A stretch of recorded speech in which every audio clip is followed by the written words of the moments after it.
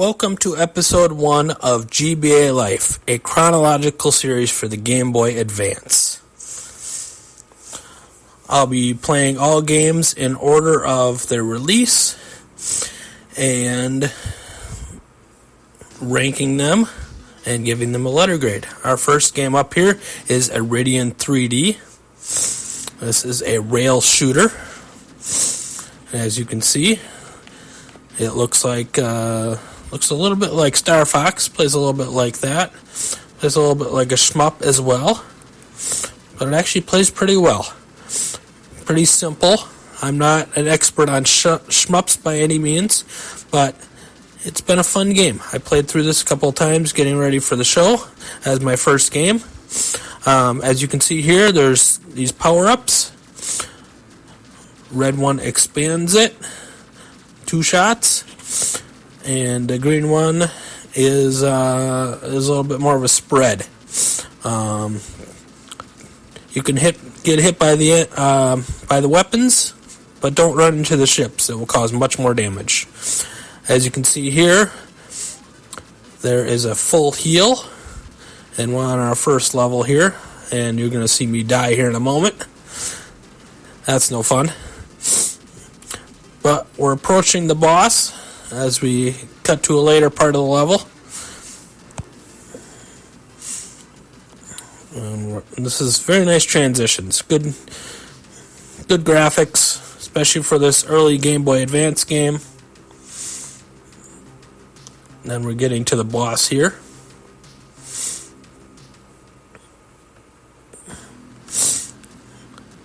And you just gotta shoot and rotate around this guy to not get hit. But pretty basic boss for level 1. And through the tunnel, gotta destroy this sci-fi type looking boss. Machine boss. But it has been a pretty good game here. There is a password save, unfortunately, so that brings it down a few levels.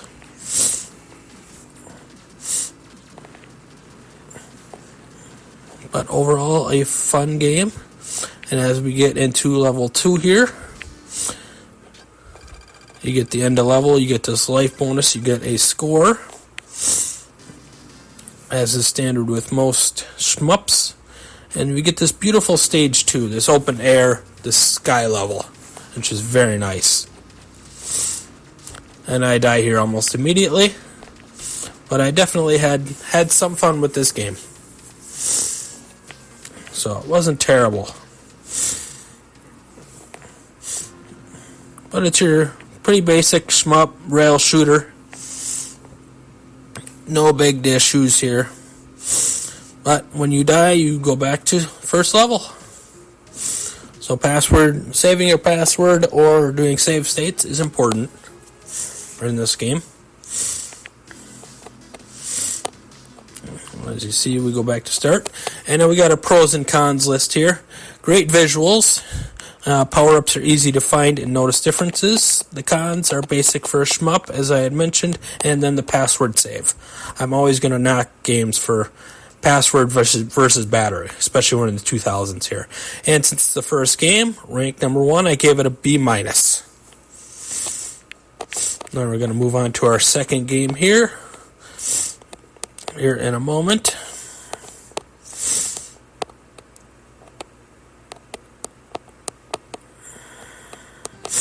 Our second game here is Pinobee.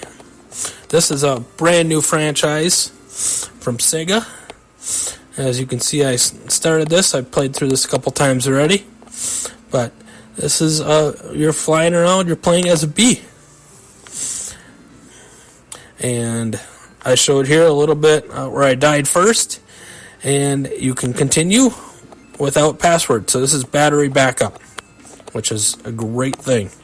And you fly around as a bee. I'm showing here these flying moves that he can do. And this is a story-based game. Once we get to the end of the first level, this introductory level, you're going to see all these kind of story elements, and you can collect those cards. That number 3 that popped up just a moment ago, I never figured that out in the 30 minutes that I was playing it, but I definitely want to explore more on this game because this was a blast. This is a fun platformer, cute mascot, and I will always enjoy a nice game with exploration like this. Multiple endings I was reading as I was researching this game, and it was definitely a lot of fun. As you can see, you get a little bit of story here, which changes depending on what you do in the level. As you can see, beat the golden enemy. You saw a golden-like enemy that I had beaten earlier. So that changes a little bit the gameplay here.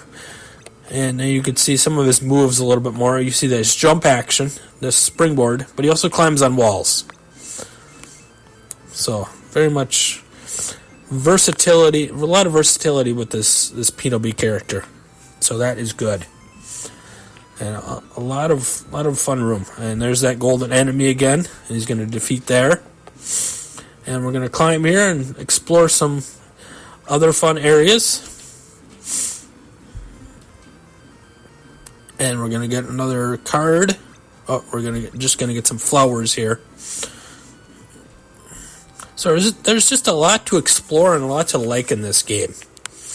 And I have never heard of this game before. So I'm going to consider this the first hidden gem that I've found. My second game in, it already feels like a hidden gem, and I enjoyed it thoroughly. But you can climb up on the walls here. You can collect these flowers. A lot of collectibles.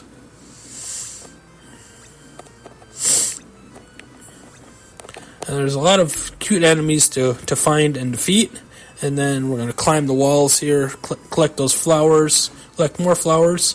And then there's another bonus that we got that I didn't figure that one out either. So if anybody in the comments would like to tell me more about this game, be my guest, because it's been a fun experience with this game.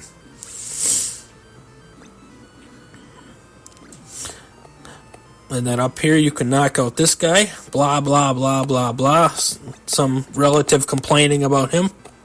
He knocked him down. And as we're going to see here in a few moments, that relative that we brought up comes into the story.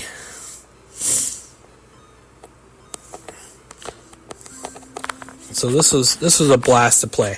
Alright, the pros and cons list for this. This is a platformer with a story mode. Different paths and endings. Good diversity of moves and control. It's a fun, cute mascot. And it has battery save. The cons, the visuals could be better. And the jumps were somewhat clunky at times. Although that might have been my own issue. I ranked this a B+. And this is the top game that I played so far. I definitely enjoyed this. This is going to stay on top for a while, looking at the games that I played ahead. Our next game here is Ready to Rumble Boxing. This is a franchise. This was on the PS2 as well. This was much more fun on the PS2 with a twin stick, as I'll come up to here. But it does have a lot of modes, so that is a good thing. Unfortunately, it has password save, which is always a detriment here. But a lot of nice list of characters and a lot of unlockables here. In the opening credits, it did mention some other celebrities that you can unlock.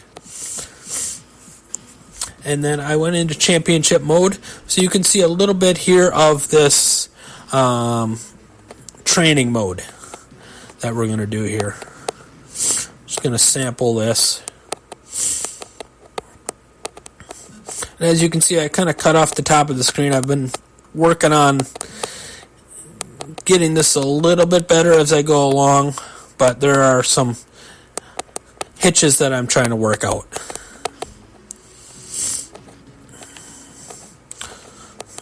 So I worked through a little bit of that first training mode. Here's the second training mode a little bit. So there's a lot of these mini games that help you build your character. So it's good that it's RPG-like. Unfortunately, it is that battery save. So I could enjoy it a lot better without that password save. So, and here we get into a fight. And here we have Michael Buffer. He's doing his signature, let's get ready to rumble, which was actually a highlight for me. It was fun to see that. Unfortunately, once we get into the actual boxing mode, playing this on a D-pad, I figure you gotta have one stick to move around, one stick to aim your punch, and more than just a handful of buttons here to play this game properly. So unfortunately, I did not enjoy this so much. But once you get all your letters here up to rumble, as my opponent did here, then you can unleash a special move, which was potentially cool. But in this day and age, I highly recommend playing this on PS2, PS3, because I imagine this would be a fun experience on those systems. I may have to try that out myself at some point, but this was not it on Game Boy Advance, unfortunately. So I lost this first fight. Alright, the pros and cons list. Pros, there's a multitude of fighters to choose from. There's a career mode, which I always love. Lots of unlockables, including some hidden characters, and then Michael Buffer's announcing. He's fantastic. It was great to hear his voice.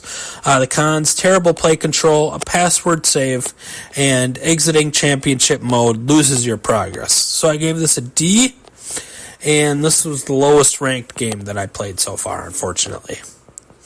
Alright, our last game for today is Tony Hawk Pro Skater 2. This was also a PlayStation classic, recently released earlier this decade, the remaster on Switch, PS4, PS5, and then Xbox platforms. So, this is very signature series, very beloved series that I put a lot of time into that remaster, probably about 10 hours, 15 hours into that remaster, which was a lot of fun. But I could never get the proper control of this, even if I did have a lot of fun. So, graphics look okay. Sound was good. The controls, for me, were a little clunky, but I think that was a me issue. Because I think, maybe not so much on this particular run that I had filmed here, but on another run that I was doing, I kind of got a hang of it, so that was good. But all these unlockables was really, really fun. It's really opportunity, get some fun stuff in, and all these moves that Tony Hawk can do. And then while you're on the player select screen, there were a number of skaters that you could choose from, all with strengths and weaknesses. So that was some good replayability right there. I did not mention replayability on a few of these other ones, but other than the first one that we covered, Iridion, I would say all three of the remaining games have some good replayability, a variety of characters, a lot of unlockables, a lot of fun stuff to find. So, as I finish up my run here, as I keep crashing, as I was trying to get a hold of these controls a little bit better, I still did have fun. And I know that this is a beloved franchise. I still recommend playing the remaster or the original on the PlayStation PS2. And then we got the pros and cons list here. Pros, we got Tony Hawk on handheld.